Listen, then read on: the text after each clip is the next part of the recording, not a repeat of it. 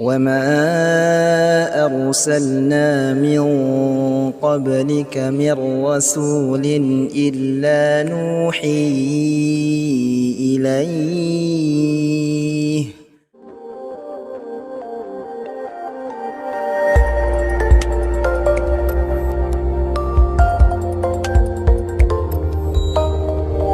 Assalamualaikum warahmatullahi wabarakatuh. Kembali lagi bersama saya Adin Channel. Jadi di channel ini kita membahas tentang yang berbau-bau Islami lah begitu ya. Dan alhamdulillah pada kesempatan ini saya bersilaturahmi dengan Ustadz Chandra, Ustadz dari pelosok NTT Nusa Tenggara Timur, dari Flores.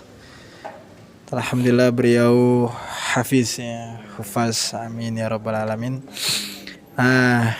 Teman-teman, ada yang mungkin yang bertanya, siapa sih Ustadz Chandra itu, atau gimana sih biar kok suaranya bagus gitu ya. Memang saya akui teman-teman, memang suaranya ini luar biasa ya. Calon-calon imam yang baik buat si istriku ya. Udah ada ya. Allah, berarti kalian sudah nggak ada lowongan lagi. Beliau sudah menikah dan baru satu ya Ustaz ya. Belum 2 dan 3 atau 4. Alhamdulillah. Oke, kita mau tanya-tanya sama beliau nih.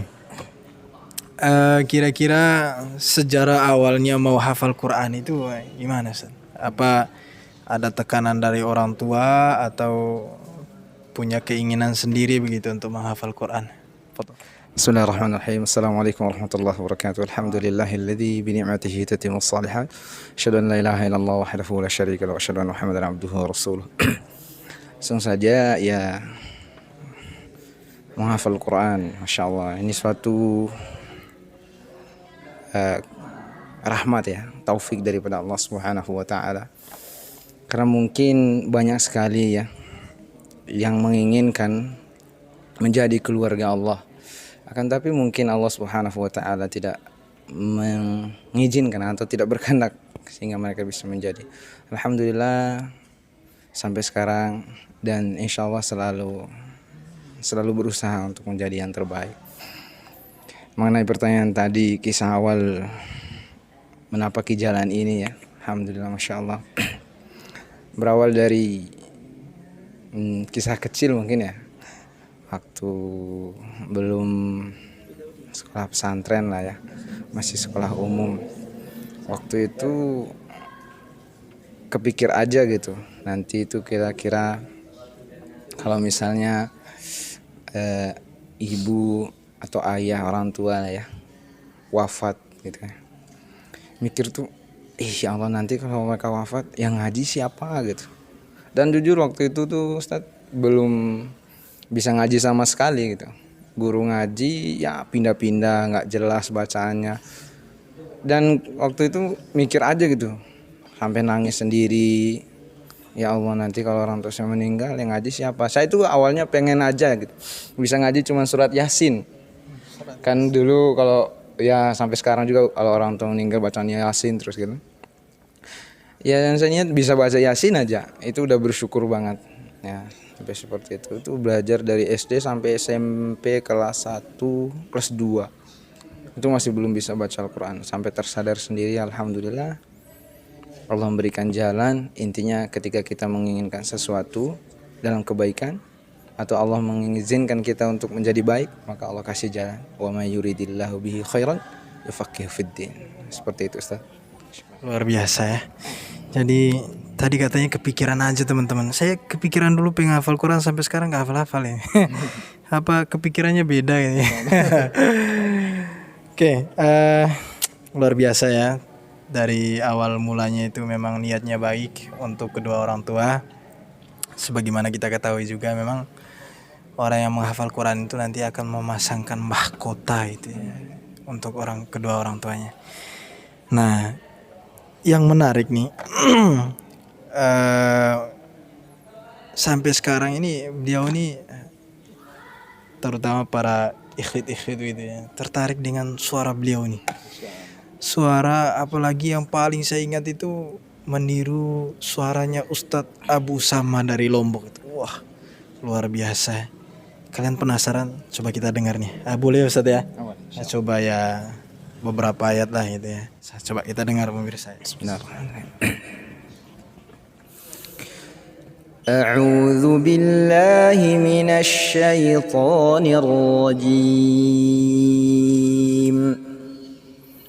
وما أرسلنا من قبلك من رسول إلا نوحي إليه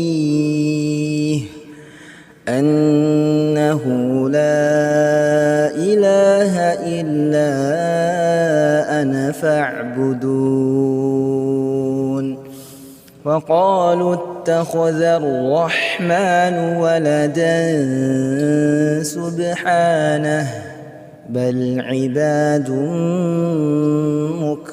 مكرمون لا يسبقونه بالقول وهم بأمره يعملون يعلم ما بين أيديهم وما خلفهم ولا يشفعون إلا لمن ارتضى وهم من خشيته مشفقون صدق الله العظيم. Luar biasa teman-teman. Saya mau menangis gimana gitu ya. Luar biasa. Nah, itu kan tadi suaranya bagus banget ya. Kira-kira ada nggak tipsnya gitu ya untuk suara bagus, apa karena timbul sendiri atau memang aslinya begitu ya? Sebenarnya Masya Allah ya. Dulu emang punya cerita tersendiri gitu ya. Dulu itu saya cerita sedikit nih. Saya pesantren tuh sekarang udah 5 ya pesantren. Dan alhamdulillah pesantren pertama di situ saya belajar bagaimana tauhid yang benar, insya Allah ya, di Al-Madinah di Sila Bima NTB. Terus ke Makassar, ke Jakarta, ke Sukabumi, sampai sekarang alhamdulillah Allah izinkan bersama Al-Quran terus sampai sekarang, dan semoga sampai saya kembali kepada Allah Subhanahu wa taala. Dan ceritanya dari sini nih. Waktu itu pernah gitu ya baca pas masuk pesantren kan. Orang tuh bilang, kamu ini baca Al-Qurannya lain banget gitu, suaranya kayak apa aja gitu kan. Itu sampai saya menangis, saya kan bilang, ini kan bukan mau saya, emang suara saya udah kayak gini gitu. Tapi mereka bilang gitu, dibilangin terus sampai waktu saya pindah ke Makassar juga. Sampai di Makassar ada teman saya itu orang Sumba, dia selalu bilang, suaranya bagus banget. Abu Sama juga dia bisa, Masya Allah. Itu saya sering dekat sama dia, saya sering suruh dia baca-baca, terus saya dengar. Saya bilang begini, Bang, saya itu pengen sekali punya suara kayak antum. Dia bilang, ya udah kamu belajar. Belajarnya gimana, ini suara saya udah kayak gini gitu kan. Dia bilang, belajar aja. Tapi dari situ banyaknya yang bilang, oh jelek, diketawain bahkan. Saya itu menangis.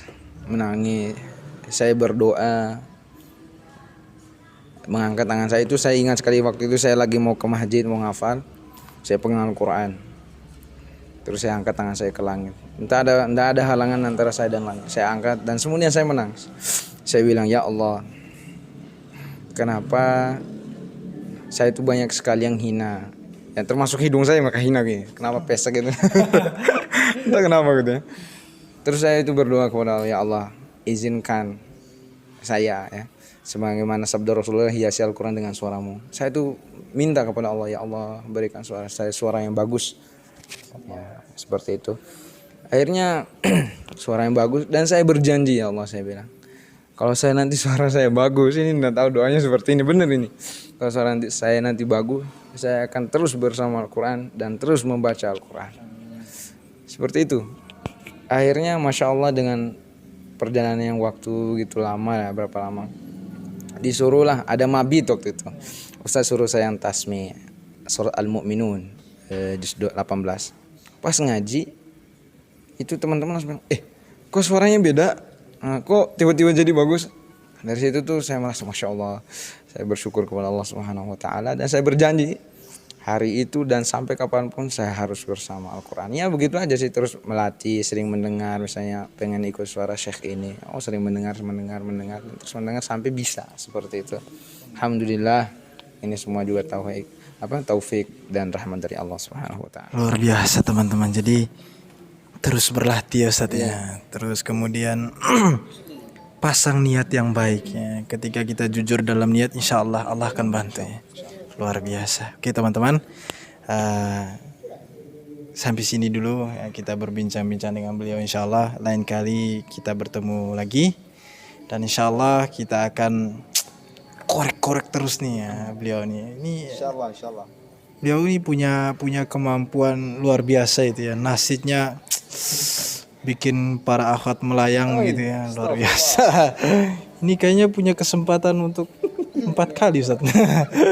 Luar biasa. Oke, jazakallah Ustaz. Insya Allah kita akan ketemu kembali. Oke, jangan lupa coba Subscribe, subscribe, share, komen. luar biasa. Siap. Assalamualaikum warahmatullahi wabarakatuh.